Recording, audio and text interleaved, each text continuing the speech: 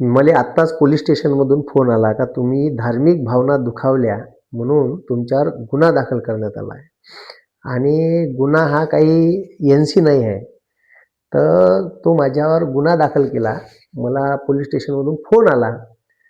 तर मी त्याच्यात एवढं म्हटलं का तिथं जे साधू तिथे येतात ना गांजा फुकतात, अशा साधूंसाठी 25,000 करोड रुपये महाराष्ट्र शासन खर्च करू शकते. पण ज्याच्यामुळे या देशाचं भवितव्य आणि भविष्य घडणार आहे, असे गोरगरिबाचे पोरं जिल्हा परिषदच्या प्राथमिक शाळेत शिकते, त्याच्या ॲन्युअल खर्चासाठी म्हणजे वार्षिक खर्चासाठी शासनाकडे 2,000 करोड नाही आणि 25,000 करोड रुपये ठीक आहे त्या कुंभमेळ्यात खर्च करणार आहे. त्याच्यातले 2-3 हजार करोड रुपये तुम्ही 5,000 करोड वाचवा आणि जिल्हा परिषदच्या शाळेला डायव्हर्ट करा.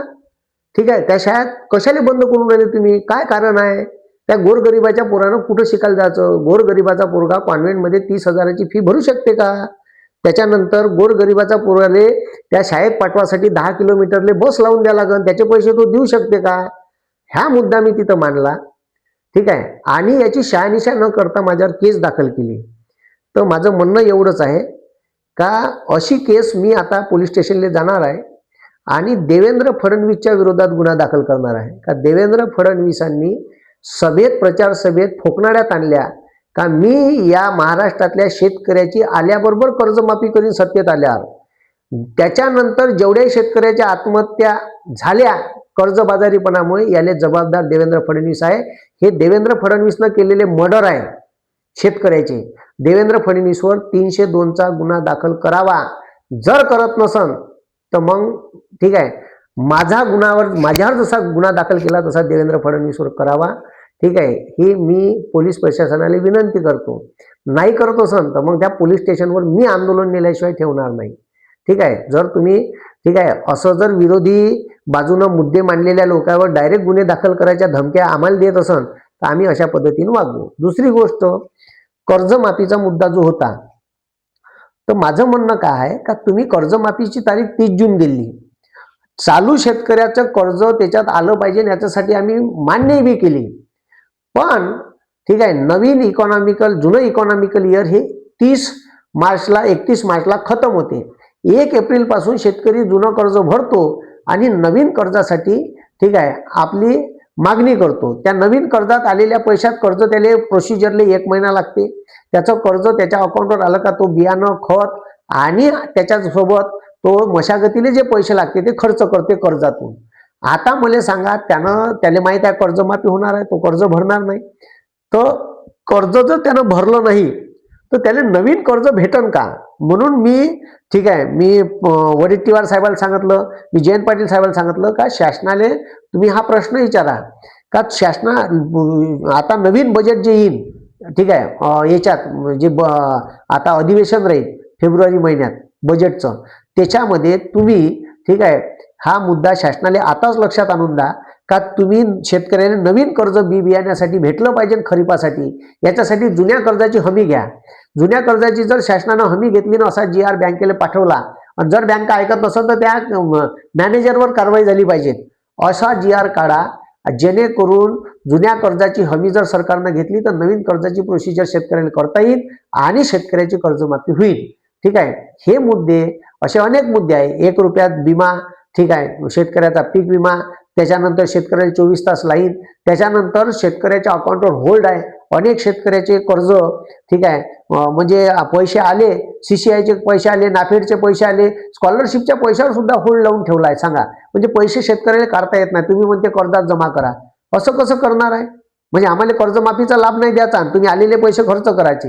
हे तर खूपच झालं. सालं उद्योगपत्याले 20 लाख करोड कर्ज माफ करू शकते, शेतकऱ्याचं कर्ज अजून माफ तुम्ही 40,000 करोडचं कर्ज माफ नाही करू शकत. ह्या देवाभाऊचा न्याय होय का? म्हणून हे मुद्दे घेऊन मी तिथं गेलो होतो. आणि गिरीश महाजननी माझ्या प्रश्नावर असं म्हटलं का गांजा साधू ठीक आहे संत तर म्हणता येणार नाही, साधू पेत नाही. ठीक आहे, हे आम्ही खपून घेणार नाही. माझ्या विरोधात पोलीस तक्रार सुद्धा वर्धेत दाखल केली का मी असं म्हणलं म्हणून. तर मी 10 लाख रुपयाचं बक्षीस लावतो. किती लाखाचं? 10 लाखाचं. नाशिकच्या कुंभमेळ्यात 10 लाख गिरीश महाजनांनी हारावे, नाही तर मी हारतो, नाही तर यायनं सत्ता सोडावी. जर तिथं गांजा फुकणारे जर साधू मिळाले नाही, किती 10 लाख नाही, सत्ता सोडा लागेल यायले.